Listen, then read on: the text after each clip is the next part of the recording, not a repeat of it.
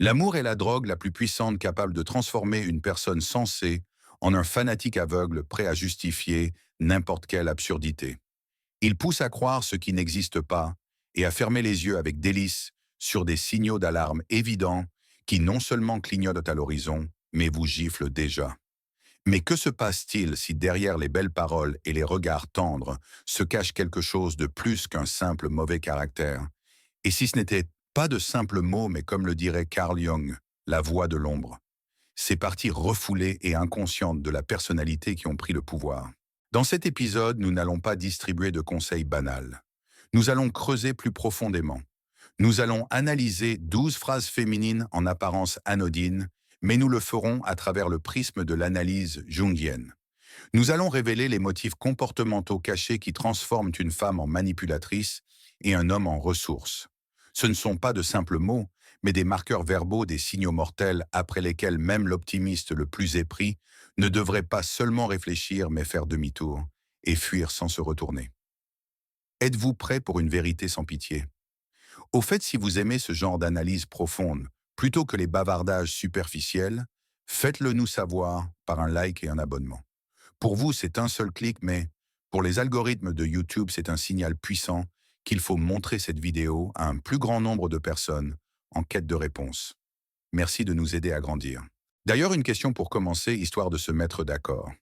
Qui dans votre entourage a le plus souvent recours à ces ruses, lui ou elle? Il serait intéressant de consulter les statistiques dans les commentaires.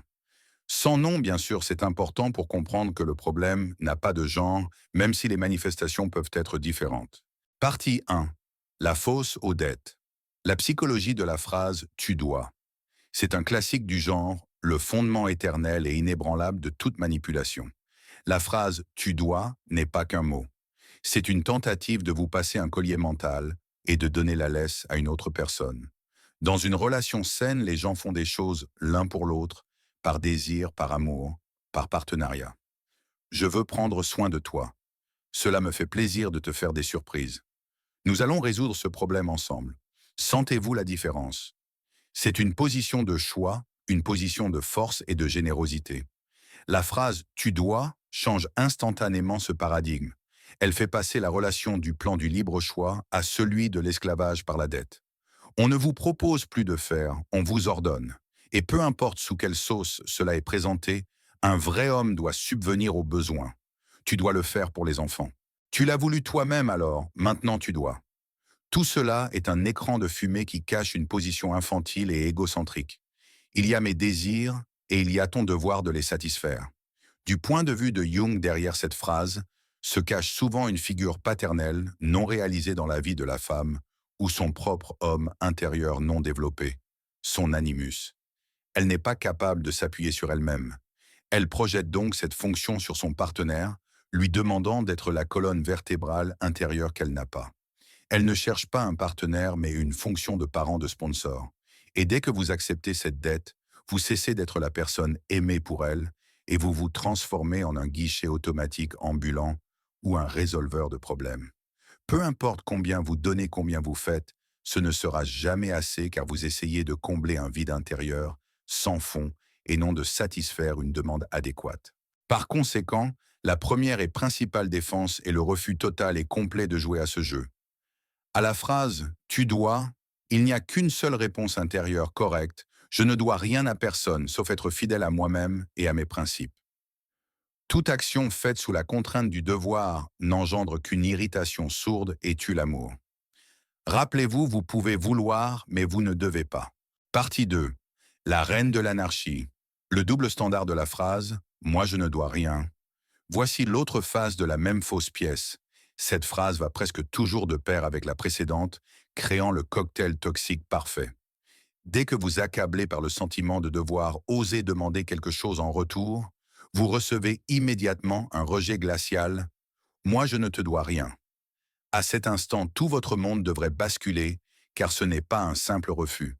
C'est une déclaration d'indépendance prononcée unilatéralement. C'est le moment de vérité qui révèle l'essence même de telle relation. Elle n'était pas un partenariat, mais un jeu à sens unique. Il y a votre devoir qui est sacré et incontestable. Et il y a sa liberté qui est absolue et n'est pas sujette à discussion. Elle dit facilement: Chérie, ça ne me plaît pas que tu communiques avec des collègues masculins en dehors des heures de travail. Et entendre en retour: Tu n'es pas mon mari, je ne te dois rien. Vous sentez la différence. Ce n'est pas une défense de limite. C'est une indication directe de votre place. Tu n'es personne, une fonction, un compagnon temporaire dont l'opinion n'a aucune importance. En psychologie jungienne, c'est une manifestation pure de l'ombre, cette partie de la personnalité égoïste immature et absolument sans principe qui ne reconnaît aucune règle, sauf ses propres «je veux». Une telle femme ne cherche pas une union, elle cherche le confort. Tant que vous êtes confortable, elle est là. Dès que vous exigez de la réciprocité, vous devenez inconfortable et elle se passera facilement de vous, car le lien émotionnel fondé sur le respect mutuel n'existait pas. La confiance en une telle personne est impossible en principe car sa loyauté n'appartient pas à vous, mais à son propre confort. Une telle phrase n'est pas un motif de dispute. C'est une condamnation de la relation. Elle dévalorise tout ce que vous avez fait et vous fait comprendre. Votre contribution ne vaut rien et vous pouvez à tout moment être remplacé par un modèle plus pratique. La seule réponse adéquate à cela est d'être d'accord. Oui, tu ne me dois rien et je ne devrais pas tolérer une attitude de consommation. Puis partir. Partie 3. La malédiction des offensés. Pourquoi tous les hommes sont des salopards. Cette phrase est un brouillard toxique qui empoisonne tout autour. La femme qui la prononce regarde le monde à travers les lunettes déformées des offenses passées. Elle ne voit pas en face d'elle, vous, une personne concrète. Elle ne voit qu'une image collective de tous ceux qui lui ont fait du mal. Et oui, en disant «tous», elle parle bien sûr aussi de vous. Vous êtes coupable pour elle, a priori, simplement par le fait de votre existence. C'est un exemple classique de ce que Jung appelait la projection. Chez une telle femme, une image masculine négative s'est formée à l'intérieur, appelée animus négatif. Cette image intérieure, tissée de déception, de trahison et de douleur, elle la projette sur chaque nouveau partenaire. Elle n'est pas prête et incapable de voir en vous une personnalité, car cela détruirait sa vision habituelle du monde, dans laquelle elle est l'éternelle victime, et tout le monde autour est un agresseur. Elle est à l'aise dans ce rôle. Cela lui donne le droit de s'apitoyer sur elle-même et de ne rien changer. Une relation avec une telle femme est une tentative de prouver un théorème qui a été déclaré faux d'avance. Vous pouvez vous plier en quatre être l'homme le plus attentionné, fidèle et aimant du monde. Cela n'a aucune importance. Chacune de vos actions sera examinée au microscope à la recherche d'un piège. Offert des fleurs. Il cache quelque chose. Aider à la maison. Il essaie d'expier une faute qu'il n'a même pas encore commise. Elle vous provoquera inconsciemment en conflit pour finalement déclarer triomphalement: je savais que tu étais comme les autres. Il est impossible de la faire changer d'avis car sa conviction est le fondement de sa personnalité. Tenter de prouver quelque chose, c'est se jeter volontairement dans un hachoir à viande qui broiera vos nerfs, votre temps et votre estime de soi. Vous ne serez jamais bon pour elle, car dans son système de coordonnées, les bons n'existent pas. Vous passerez simplement des années en vain essayant de gagner la confiance de quelqu'un qui ne se fait même pas confiance. Mais si vous pensez que c'est le fond de l'infantilisme, la phrase suivante vous montrera qu'il y a un autre étage sous ce fond. Partie 4. Le masque de l'infantilisme. Le tour mortel, je suis une femme. Oh, c'est la plus grande invention pour légaliser l'irresponsabilité. Je suis une femme. Cette phrase prononcée avec la bonne intonation et un battement de cils est censée désarmer instantanément attendrir et vous faire oublier toute l'absurdité qu'elle vient de commettre. Oubliez une promesse. Eh bien, je suis une femme. Dépensez la moitié du salaire en pot de crème douteux pour le visage. Pourquoi tu commences? Je suis une femme. Flirtez avec un certain Vassia sous vos yeux. Je suis émotionnel. Ça s'est passé comme ça, je suis une femme. C'est une manière géniale dans sa simplicité de se cacher derrière un stéréotype de genre pour tout justifier. Sous le masque de la fragilité et de l'émotivité se cache un calcul froid, se décharger de toute responsabilité pour ses actes. C'est la position de l'enfant éternel qui ne veut pas et ne grandira pas. Jung appelait cet archétype puer aeternus, la Vierge éternelle.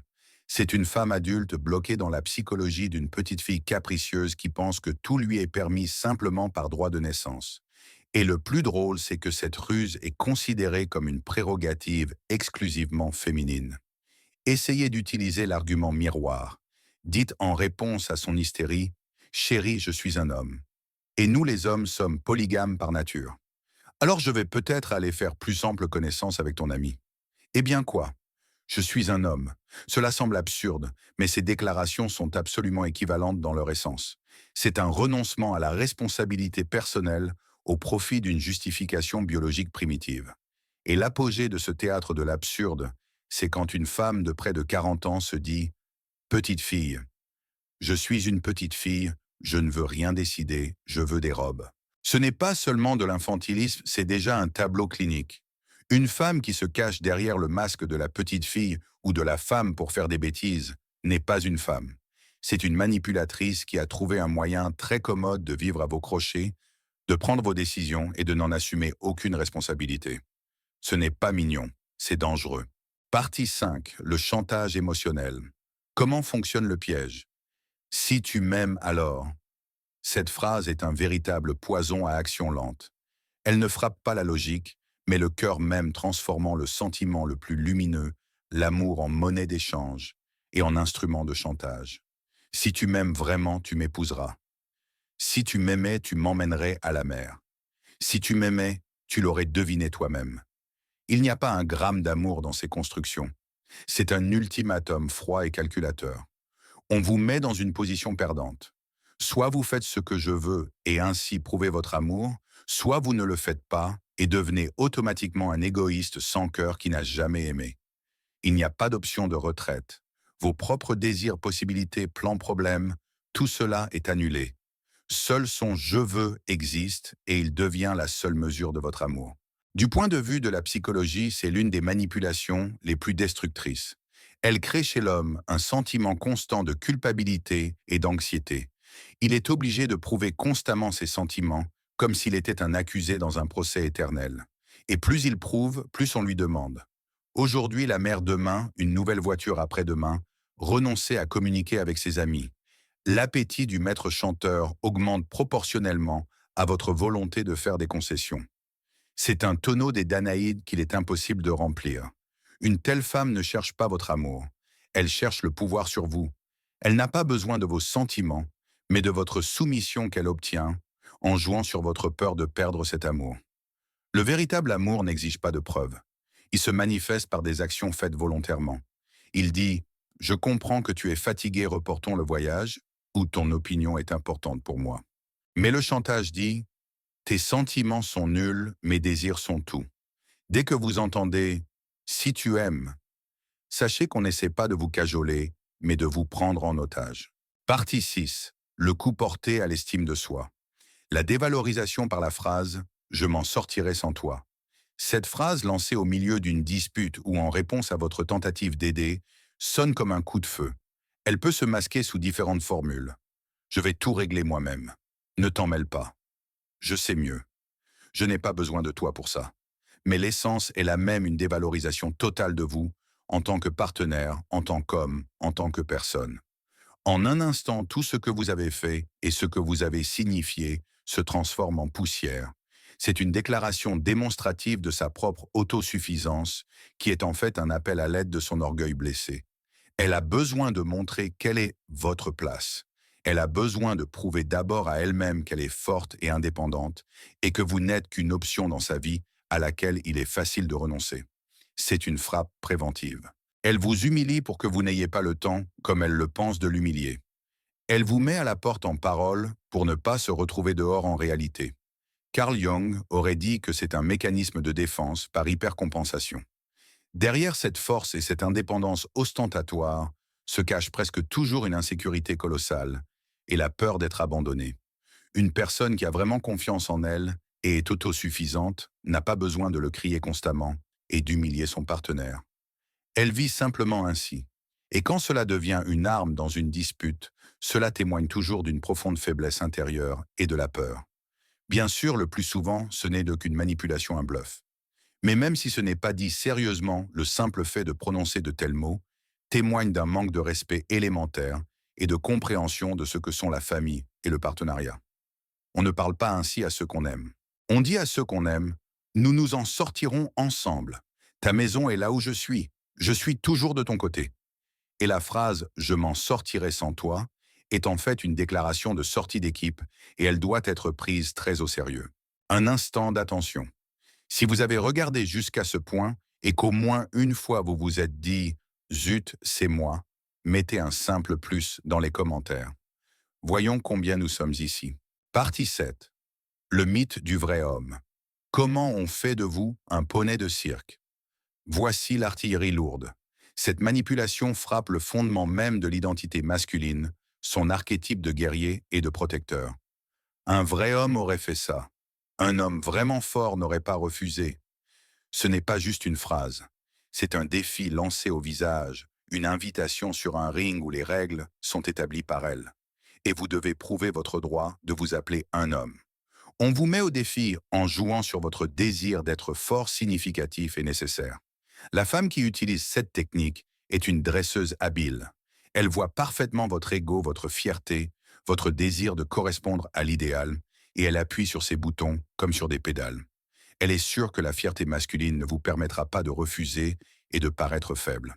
Et vous commencez à sauter à travers des cerceaux enflammés juste pour gagner son approbation et confirmer votre statut de « vrai ».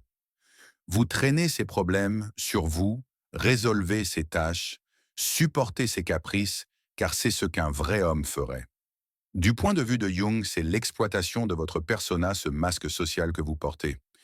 Vous vous fondez tellement dans le masque de l'homme idéal que vous oubliez votre vrai moi, vos désirs et vos limites réelles. Vous devenez non pas un être vivant, mais un poney de cirque qui tourne en rond pour un sucre. La réponse adéquate ici n'est pas d'essayer de se conformer, mais de détruire le modèle lui-même. Qui t'a dit que j'étais vrai? Ou, oui, dans ton système de coordonnées, je ne suis apparemment pas vrai, et cela me convient. Révéler la manipulation et refuser, c'est cela l'acte d'un homme mature et vrai, et non un jeu de dupes. Et c'est là que nous franchissons l'équateur. La suite sera plus dure. La phrase suivante est un classique du genre à laquelle même les hommes les plus forts se laissent prendre. Partie 8. L'approche fonctionnelle. La logique meurtrière de la phrase « Alors à quoi me sers-tu » Si la phrase précédente frappait votre ego, celle-ci frappe sous la ceinture vous coupant le souffle. Elle retentit au moment où vous osez pour la première fois établir vos limites financières ou domestiques. Chérie, je ne peux pas couvrir en plus la réparation de ta voiture en ce moment. Fais-le avec ton salaire. Et la réponse glaciale arrive. Alors à quoi me sers-tu? Stop, rembobiner, réécouter. Dans cette phrase, il y a toute la vérité sur son attitude envers vous. C'est la quintessence du consumérisme. La personne vous dit clairement qu'elle ne voit pas en vous une personne, un homme aimé, un partenaire, mais un ensemble de fonctions utiles. Tu es un portefeuille, tu es un résolveur de problèmes, tu es un chauffeur de taxi gratuit et un homme à tout faire. Et si l'une de ces fonctions tombe en panne ou refuse de fonctionner, alors vous tout entier devenez inutile. Vous n'êtes pas aimé, vous êtes utilisé. Et dès que la ressource s'épuise ou refuse d'obéir, elle est mise au rebut. Ici, nous voyons la manifestation de l'ombre dans sa forme la plus pure et la plus ouverte. C'est la voix d'un égoïsme froid et cynique incapable d'empathie et d'amour. Pour une telle femme, la relation n'est pas une union de deux âmes, mais un projet d'entreprise dont elle est la directrice générale et vous, un actif utile. Et si l'actif cesse d'être rentable, il est liquidé. Rien de personnel, juste des affaires. C'est l'une de ces phrases après lesquelles il n'est pas nécessaire de discuter, de prouver quelque chose ou d'essayer de s'expliquer. C'est un cadeau du destin. La personne vient de vous faire gagner des années de vie en vous montrant son vrai visage. Il ne vous reste plus qu'à être d'accord avec sa logique. Vraiment, à quoi ça sert? Si je ne suis qu'une fonction pour toi, alors nous ne sommes définitivement pas faits l'un pour l'autre, et partir la laissant seule avec son pragmatisme et son vide. Partie 9. L'ingratitude comme arme. Quand vos efforts rencontrent « je n'ai pas demandé », c'est un coup de poignard dans le dos porté par celui pour qui vous venez de déplacer des montagnes. Vous vous efforcez, vous investissez, vous prenez soin, vous faites tout pour qu'elle soit heureuse. Vous sacrifiez votre temps, vos forces, votre argent. Et voici qu'un beau jour, lorsque vous pensez avoir mérité, ne serait-ce qu'un peu de gratitude en réponse à vos reproches, ou simplement à la mention de vos mérites, vous entendez cette phrase meurtrière. « Mais je ne t'ai pas demandé. » Bien sûr, elle n'a pas demandé. Pas directement. Elle a très probablement manipulé, habilement joué sur la pitié, pleurniché, soupiré, et fait toutes sortes d'allusions sur le besoin d'argent de vacances ou de votre attention. Elle a créé toutes les conditions pour que vous ayez envie de lui donner cela vous-même. Et puis, ayant obtenu ce qu'elle voulait et savouré le résultat, elle se désolidarise facilement de tout. Par cette phrase, elle annule tous vos efforts. Elle dit en quelque sorte, c'était ton initiative, tes problèmes. Tu l'as voulu toi-même, alors qu'as-tu à me reprocher? C'est une manifestation du manque de respect le plus profond et d'une ingratitude noire. La gratitude est la monnaie des relations saines. C'est la reconnaissance de la valeur d'une autre personne et de sa contribution. Le manque de gratitude est un signe d'infantilisme et de narcissisme très grave. Une personne incapable d'être reconnaissante prend tout pour acquis. Elle croit que le monde entier tourne autour d'elle et que les autres personnes ne sont que des outils pour satisfaire ses besoins. Face à une telle phrase, sachez que vous avez affaire à un trou noir émotionnel. Peu importe combien vous investissez, vous n'obtiendrez rien en retour, sauf un sentiment croissant de vide. Ce n'est pas la femme avec qui l'on peut construire quelque chose de lumineux. C'est une consommatrice qui partira dès que vous cesserez de lui être utile et ne dira même pas merci. Cela semble cynique, mais la manipulation suivante ne frappe pas la logique, mais les instincts les plus fondamentaux, et elle est couverte par un pseudo-diagnostic médical. Partie 10. Le bouclier hormonal. L'excuse commode, j'ai le SPM. Cette phrase est une indulgence pour tout comportement inadéquat. Crise d'hystérie sans raison, larmes inexplicables, reproches sarcastiques et grossièreté flagrante. Tout cela peut être mis sur le compte de l'abréviation mystérieuse SPM, syndrome prémenstruel. Oui, bien sûr, les fluctuations hormonales peuvent affecter l'humeur, mais le mot-clé ici est affecté et non contrôlé. Une personne adulte mentalement saine est capable de contrôler ses émotions et ses actions, même si une tempête fait rage à l'intérieur. Lorsque le SPM devient une excuse universelle, ce n'est plus de la physiologie, mais de la pure manipulation. C'est un moyen commode d'obtenir ce que l'on veut ou de décharger sa tension sur son proche sans en assumer la responsabilité. Oh, j'ai le SPM, je veux un gâteau. Emmène-moi au restaurant. Dans cet état, je ne peux rien faire, donc tout le ménage est pour toi. Pourquoi tu insistes? Tu ne vois pas que j'ai le SPM, je ne réponds plus de moi. Cette dernière est déjà une menace directe couverte par un état médical imaginaire. Ici, nous voyons le refus de la personne d'intégrer son ombre, sa partie sauvage et irrationnelle. Au lieu de reconnaître en elle-même la présence de colère ou d'irritabilité et d'apprendre à y faire face, la femme projette cela sur un facteur externe indépendant d'elle, les hormones. Ce n'est pas moi qui suis méchante, ce sont les hormones. C'est une position très confortable qui permet de rester bonne à ses propres yeux tout en se comportant comme la pire.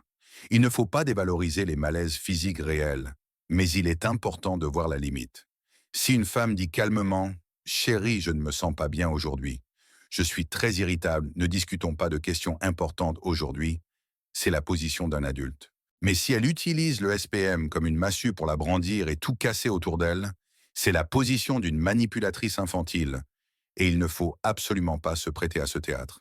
Partie 11. Les faux comptes.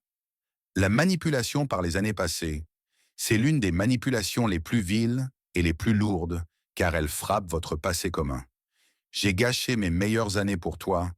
Je t'ai donné toute ma jeunesse, espèce de salaud. Ce reproche arrive généralement au moment où vous avez cessé de répondre à ses attentes. Vous ne vous êtes pas plié, vous n'avez pas changé comme elle le voulait, vous n'avez pas atteint les sommets qu'elle avait dessinés pour vous, et on vous présente la facture pour tout le temps passé ensemble. Par cette phrase, la femme se décharge complètement de la responsabilité de son propre choix. Elle dit en quelque sorte « Ma vie a échoué et c'est de ta faute ». Elle présente les années passées avec vous non pas comme un chemin commun, mais comme son sacrifice personnel offert sur l'autel de votre imperfection. Au départ, elle ne voyait pas en vous une personne, mais un projet qu'elle espérait remodeler à son image. Le projet a échoué, et maintenant, l'investisseur exige le remboursement de l'investissement. C'est une dévalorisation totale de toute votre histoire commune, de tous les hauts et les bas, de toutes les joies et les disputes, de tout ce que vous avez construit ensemble. Tout cela est effacé et déclaré temps perdu. Après de tels mots, il est impossible de construire un avenir car le fondement du passé vient d'être dynamité sous vos yeux. Une telle femme ne reconnaîtra jamais ses erreurs. Pour tout problème, la faute vous incombera car vous n'avez pas justifié, vous n'avez pas correspondu, vous lui avez gâché la vie. L'important est de ne pas céder à ce chantage et de ne pas commencer à vous justifier. Demandez-lui directement: pour toi, notre mariage est une erreur. Quand l'as-tu compris et pourquoi n'es-tu pas parti? Il est probable que vous n'obtiendrez pas de réponse claire, mais juste une nouvelle portion de manipulation. Mais pour vous-même, vous devez en tirer une conclusion: vous n'étiez pas et n'êtes pas apprécié. Vous étiez considéré comme un outil pour atteindre le bonheur. Et lorsque l'outil n'a pas fonctionné, on a décidé de l'accuser de tous les péchés. Et c'était l'avant-dernière étape, l'accord final. Partie 12. Les ultimatums de la faiblesse. Ce que cache la phrase « Si ça ne te plaît pas, trouvons une autre ». Et voici la finale. La phrase qui sonne comme une démonstration de force de confiance en soi et de contrôle total de la situation. Si quelque chose ne te plaît pas, la porte est là, personne ne te retient. Trouve-toi mieux. Aucune femme ne prononcera cela si elle n'est pas sûre à 100% que vous n'irez nulle part. Ce n'est pas une suggestion. C'est un coup sous la ceinture destiné à vous faire tomber et à vous faire demander pardon. Cette phrase n'est utilisée que d'une position de force lorsque la femme comprend qu'elle a le pouvoir sur vous. Par exemple, vous vivez dans son appartement et elle sait parfaitement que vous n'avez nulle part où aller. Ou vous avez des enfants communs, une hypothèque, et elle sait que vous n'oserez pas tout détruire. Elle frappe vos points faibles, votre dépendance à elle. C'est comme frapper quelqu'un qui est à terre. Elle se délecte de son pouvoir imaginaire, du désir de montrer qui est le maître de maison et de vous remettre à votre place. Mais le paradoxe est que cette phrase est un marqueur d'une faiblesse intérieure et d'une insécurité colossale. Un partenaire fort et confiant qui valorise la relation parlera, discutera, cherchera des compromis. Celui qui a recours aux ultimatums est celui qui n'a plus d'autres arguments. C'est sa dernière carte maîtresse et elle la jette sur la table, espérant que vous ayez peur et que vous vous retiriez. Elle est sûre de votre faiblesse, du fait que vous êtes trop embourbé dans cette relation pour vous en sortir. Et la seule façon de briser ce schéma est de montrer qu'elle s'est trompée.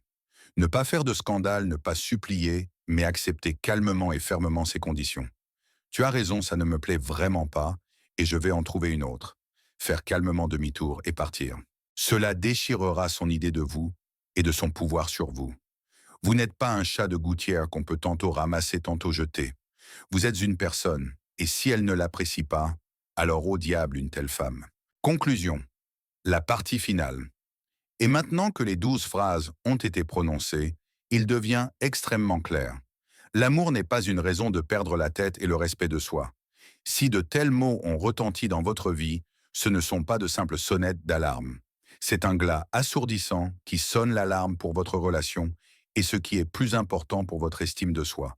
Ce ne sont pas de simples formulations maladroites, ce sont des symptômes de toxicité profonde qui, comme la rouille, vous rongent de l'intérieur.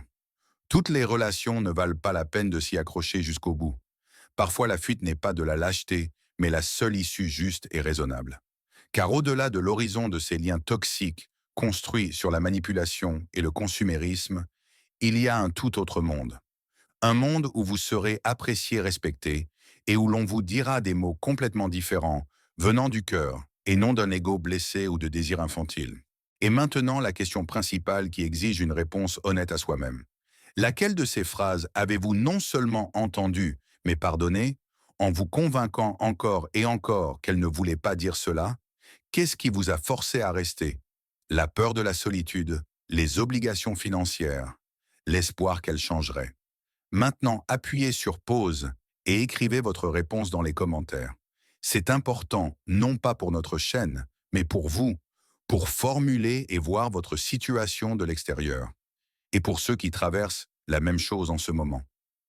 Votre temps, vos nerfs et votre paix intérieure valent plus que toutes les illusions, même les plus belles. Parfois, pour se retrouver, il faut avoir le courage de partir. Courez avant qu'il ne soit trop tard.